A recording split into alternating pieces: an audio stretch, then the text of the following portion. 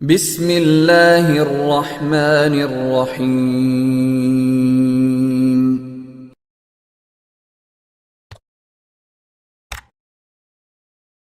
السلام علیکم ورحمۃ اللہ وبرکاتہ۔ ان الحمد للہ نحمده ونستعینه ونستغفره ونستهدیه والصلاة والسلام علی سید المرسلین محمد وآلہ وصحبہ اجمعین، اما بعد۔ حاضرین و ناظرین، یہ درس قرآن نمبر 275 ہے اور آج سورہ آل عمران کی صرف ایک آیت کی تلاوت و تشریح کی جائے گی، آیت نمبر 92 بیان ہے۔ اعوذ باللہ من الشیطان الرجیم، بسم اللہ الرحمن الرحیم۔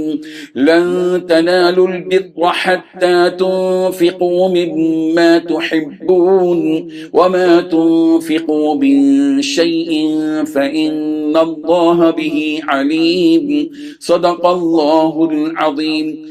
لفظی ترجمہ یوں ہے، لن تنالو، ہرگز نہیں تم حاصل کر سکو گے، البر، نیکی، حتیٰ، یہاں تک کہ تنفقو، تم خرچ کرو، مما، ان چیزوں سے جن کو تحبون، تم پسند کرتے ہو، وما، اور جو تنفقو، تم خرچ کرو گے، من شیئن، کوئی چیز، فإن اللہ، تو بلا شبہ اللہ اس کو علیم، جاننے والا ہے۔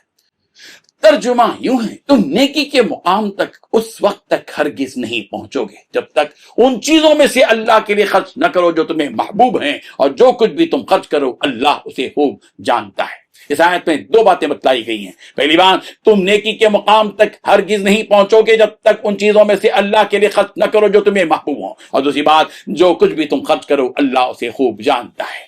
بزرگان محترم، اللہ کی راہ میں جب تک مسلمان اپنی محبوب چیز خرچ نہیں کرے گا وہ اس وقت تک بھلائی کو پا نہ سکے گا۔ یہاں یہ بات ذہن میں رہے کہ صحابہ کرام رضی اللہ عنہم کی خصوصیت یہ تھی کہ جب بھی کوئی حکم آیا انہیں دیا جاتا، یا کسی بھی کام کی ترغیب جب انہیں دی جاتی، وہ اس حکم پر عمل کرنے کے لیے فوری تیار ہو جاتے تھے۔ جب آیات نازل ہوئی کہ لن تنالوا البر حتى تنفقوا مما تحبون، اور یہ بتلا دیا گیا کہ جب تک تم اپنی محبوب چیز اللہ کی راہ میں خرچ نہیں کرو گے اس وقت تک بھلائی کو نہ پا سکو گے، تو صحابہ کرام رضی اللہ عنہم نے اپنی محبوب اور پسندیدہ چیزوں پر نظریں دوڑانا شروع کی کہ ہمیں کون سی چیزیں زیادہ محبوب اور پسندیدہ ہیں، اور ان چیزوں کو اللہ کے راہ میں خرچ کر دیا۔ مدینے کے انصار میں باغوں کی ملکیت کے اعتبار سے سب سے زیادہ مالدار حضرت ابو طلحہ رضی اللہ عنہ تھے۔ مسجد نبوی کے سامنے ان کا کھجور کا باغ تھا، جس باغ میں بیرحا کے نام سے کنواں تھا۔ رسول رحمت صلی اللہ علیہ وسلم جب بھی اس باغ میں تشریف لاتے تو بیرحا نامی اس کنویں سے ضرور پانی پیتے۔ حضرت ابو طلحہ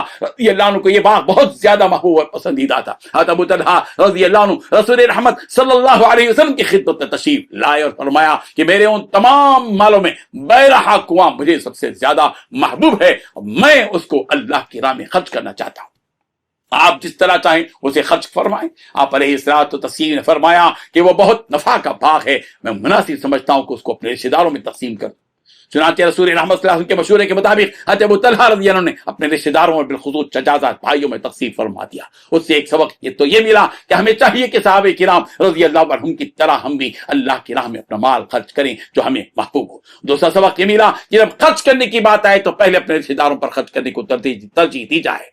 اس آیت پر متعدد صحابہ کرام نے عمل کیا۔ حضرت عبداللہ بن عمر رضی اللہ عنہ کو اپنے مال میں سے ایک رومی لونڈی زیادہ محبوب تھی جس کا نام مرجانہ تھا، انہوں نے اس لونڈی کو آزاد کر دیا۔ حضرت زید بن حارثہ رضی اللہ عنہ نے اپنا وہ گھوڑا جو انہیں سب سے زیادہ محبوب تھا صدقہ کر دیا۔ یہاں یہ بات بھی ذہن میں رہے کہ اس آیت کا یہ مطلب ہرگز نہیں ہے کہ جو چیز محبوب نہیں ہے اسے خرچ نہ کیے رہے۔ یہاں محبوب چیز کو اللہ کی راہ میں خرچ کرنے کی ترغیب دی ہے۔ مال کے محبوب ہونے سے مراد ہے کہ وہ چیز اس کے کام میں آ رہی ہو، یعنی فالتو چیز اور بیکار نہ ہو، ایسی چیز کو محبوب چیز کیا کہا جاتا ہے۔ جو کچھ بھی تم خرچ کرو اللہ تعالیٰ کو اس کا پورا علم ہے۔ جب اللہ کو معلوم ہے تو اس کا واضح مطلب یہ ہے کہ وہ اس کا بدلہ ضرور برابر دے گا۔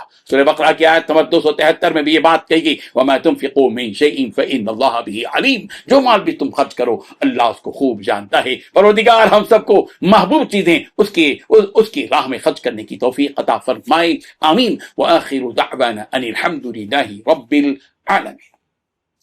ڈیلی درس قرآن کو سبسکرائب کیجئے، اپنے تاثرات اور مشورے ارسال کیجئے، اور متعلقین کے گروپ بنا کر انہیں روزانہ درس قرآن بھیجیں اور اجر ثواب پائیں۔